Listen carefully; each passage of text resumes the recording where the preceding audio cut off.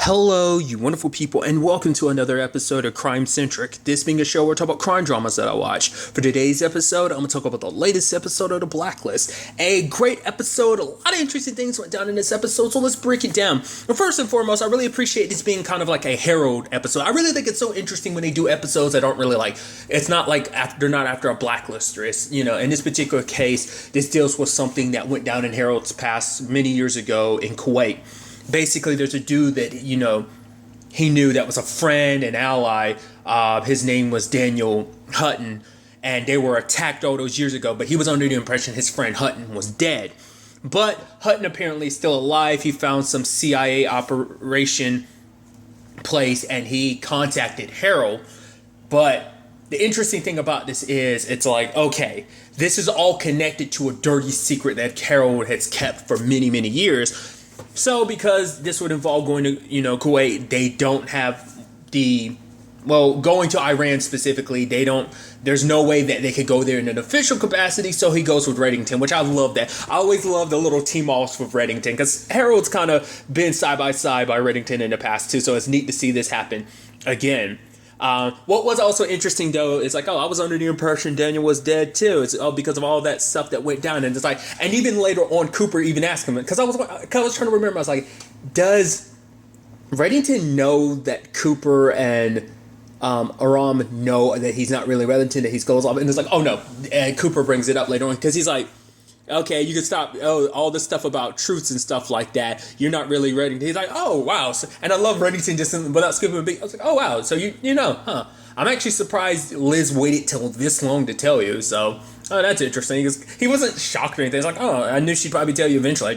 I can't believe she waited this long to do it. But it's all right. It's all out there and open. So I just thought that was kind of a neat moment. But even he's like, the fact of the matter is Reddington was there testifying, and, he was there during the inquiry, like, when they were asking, Harold what had went down, what had happened with Hutton and all that. Like, the fact of the matter is the real Reddington was there at that time, but it's like, how do you know all those details? Because it's not something big enough. Like, if you were, like, because that's the thing, how the hell, they must have some really, really, really, really, really, really good intel on him. I mean, because at the very least, you can make the argument Katerina got a lot of the details from him, but it's like, how the hell do you get such nuanced stories about Reddington?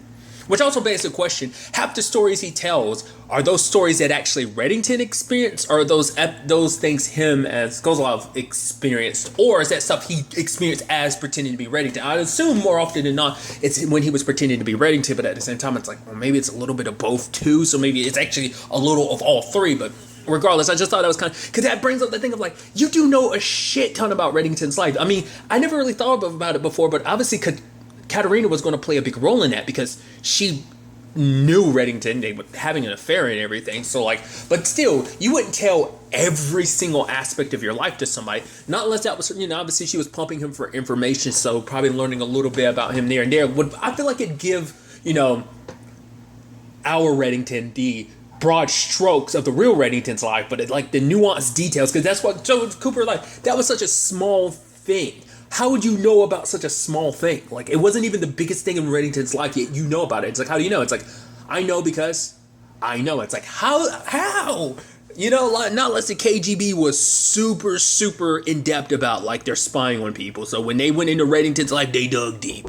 So, nevertheless, what's also interesting at the same time, Cooper being who he is like, I should tell Main Justice the truth about Reddington, which Liz is like, yeah, but that means that, this task force will be put to an end. But it's like, well, to be fair, Cooper's like, the truth needs to come out. And besides, for him, it's like, who Reddington is doesn't matter because they get such good intel from him. But if you find out, that is something that's come up before. It's like, if they find out that he was some KGB operative, it'll bring into question he might give you good tips, but who's to say he didn't use this against us, that he's not working for them still in some shape or form, so that's where it'll turn into like, oh, he's maybe a Russian operative still in this whole thing. The fact of the matter is, how can we well, you've done good work, but who's to say, like, he hasn't had some further agenda, which Reddington's always had a further agenda, but still, it's that nuance thing of, like, him being who he really is, it would complicate things, severely complicate things. They wouldn't be able to continue the work, regardless of, even if Main Justice is okay with the intel he's given so far, they would put it into this because of who he was, so, which that in itself is a whole conversation, but we'll get to that soon enough. Well, I mean, never mind. It kind of fits into what I was about to go next because Reddington was like, yeah, don't do that. It would be a very, very bad thing to kind of go down that route. Well, I'll circle back to it, hopefully. But Reddington's like, oh, whatever choice you decide to make, okay. Because it's like, and I love him being like, it's so interesting. We're going here to cover up your secret, but the fact of the matter is you won't do me the common courtesy of covering up my secret. I love that, just like Reddington kind of throwing it back at him. But it's like, hey, so I'm going to help you get towards Daniel, which, he does. It's like, no, I'll sit here, wait. The fact is, I don't want to stick out like a sore thumb. Like, I've caused enough trouble here that the fact of the matter is, you doing your thing, me being here might interrupt with that, so you go on your own. And he has he meets up with Daniel, and obviously it seems like Daniel isn't aware about whatever it was that Harold did all those years ago that led to this situation of him being captured and all that.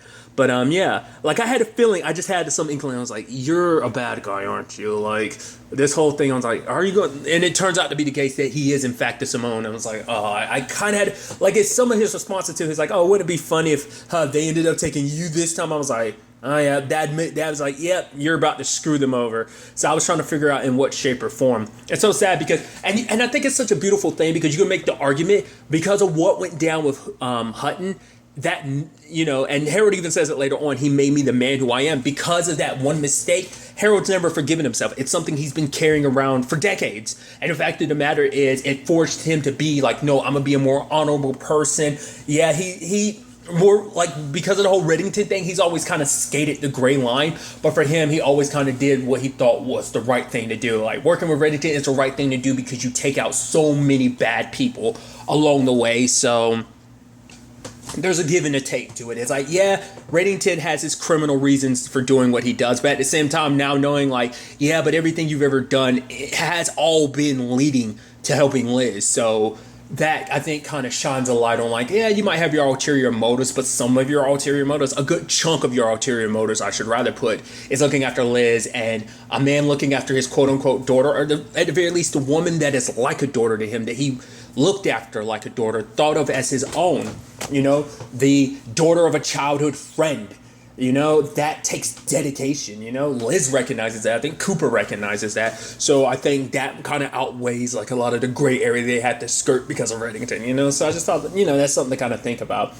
And the sad thing is, a real friend of his, that being Hutton, ended up, betraying him, which is like, you betrayed him first, because it turns out the military was doing some shady shit. They were funding like a resistance and stuff like that. It was a thing of like a chain of people following orders of like, whether this was for like national security of like, because they kind of have a tendency to kind of sway, they kind of have a way of shaping the way the rest of the world plays out. So funding the enemies of my enemies, making them allies, the type of situation. So but Cooper was a part of all of that, and them getting attacked, it wasn't some random thing, because the reason why Cooper was able to get out of the firefight alive yet Hutton got taken, it's because this was all part of, them covering that up, because he brought it up. He was like, oh, because Hutton had reported it, and Cooper back then, it was like, you shouldn't have done that, you made things much worse, and now you know why. Because even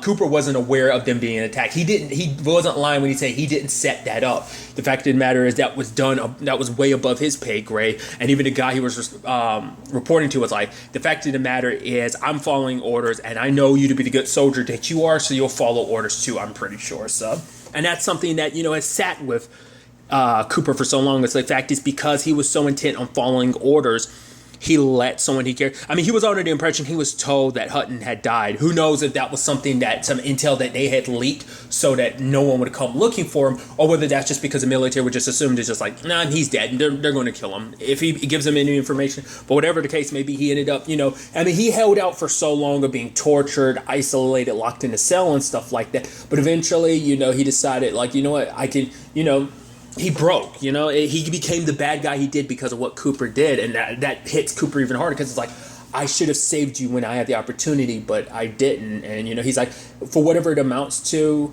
I am sorry, So I also love the other side of things. You have, what was it? Do you know the way? Okay, like Wrestler is meeting up with Francis, and it's like, he's like, do you know the way to Washington? And she's like, yeah, with a lot of money. And it's like, glad to see Reddington hasn't lost his sense of humor. So it's like, who are we looking for? The dungeon master. And they meet this dude, and he's like, all right, like he has this little setup and everything. It's like, what is this? It's like, yeah, it's not a gaming console. I'm like, what the? Part of my brain immediately like, is this something drone related? Totally is.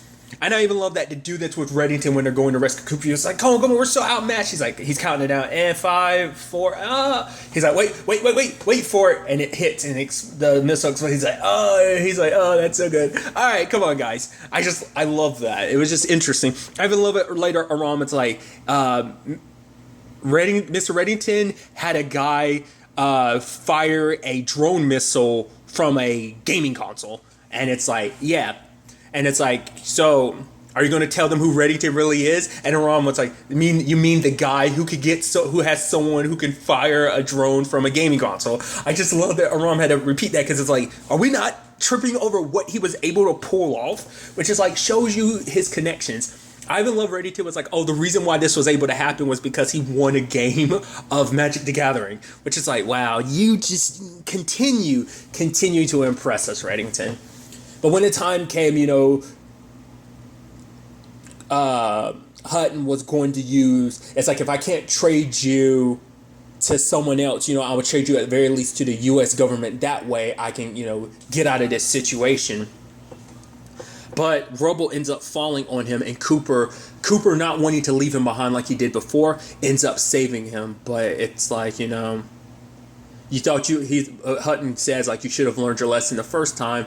But, Reddington puts him down, and it's like, because Cooper was like, I couldn't leave him behind. Reddington's like, he's not your burden anymore. Like, the fact of the matter is, yes, this is all said and done, but the fact of the matter is, this doesn't have to take away, you want to repent for what you've done. Like, you become a better person, so it's all done.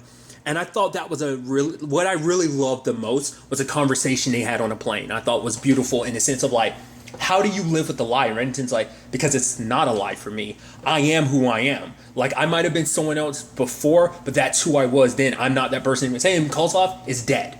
Like, who he is right now, it's not me playing a role anymore. It might have started that way, but this is who I am. I am a much more interesting Raymond Reddington than even the real Raymond Reddington, which I could not agree more. I mean, to be fair, we never really got to know Raymond Reddington, but I think Kozlov does a much better job, so. But for him, it's like, it's not about who you were before. And it's like, look at you. Like, the fact of the matter is, no matter what you do, it's even, it's a thing of like, yeah, the circumstances may have led you to become who you are, but you are who you are, that you are an honorable person. You want to know whether your moral compass is in the right direction, just look in the mirror of the person you've become. It's like, yeah, things might have it might have been some bad stuff that led you down this path, but it made you the better person that you are, So it's kind of like, don't trip about who you were, embrace who you are, So I thought that was like, that whole conversation, like I said, was kind of beautiful. Obviously, I'm paraphrasing him in different regards, but I just thought that was kind of nice. And when the time came to talk to Panabaker about what's going down, he doesn't tell her the truth about Reddington. He tells her the truth about himself, about what really went down. He gives a flash drop, because for him, it's like that cover up and everything has been weighing on him for so long. And he gave the medal that he had, the honors that he had gotten for that whole situation, he gives it to Dan, because like, maybe if I had gone back from him, I could have saved him before he became the Simone. Like, but he went down that path because of me. He might not have been that person anymore, but the man that he was deserves his medal more than me, because he was an honorable person, So, and like I said earlier, like Cooper had been like, the fact of the matter is, he made me who I am, because following, like, he was an honorable person, so to live up to, this man that he believed was actually dead, it's like, I need to be that honorable person too, hence why he became the moral compass that he is, I'd say, because a lot of everyone on that team is kind of skirted the gray area heavily, that entire task force is kind of based around a gray area, so I thought that was kind of interesting. I also love, it's kind of a little side note, but Francis is trying to find out more and more, because she's like, so you work for Reddington. It's like, no, but he likes to think I do. It's like, because she's still trying to figure out, okay, like, what's this whole deal? Because remember, that was never made public knowledge, the whole dealings between Reddington and the U.S. government. That was never public knowledge. So why would Francis know about that? No one knows about that deal, which allows Reddington to have the, continue to have the criminal enterprise that he does, have the criminal connections that he does. I love that slowly but surely she is, trying to figure out how this whole thing plays in part. But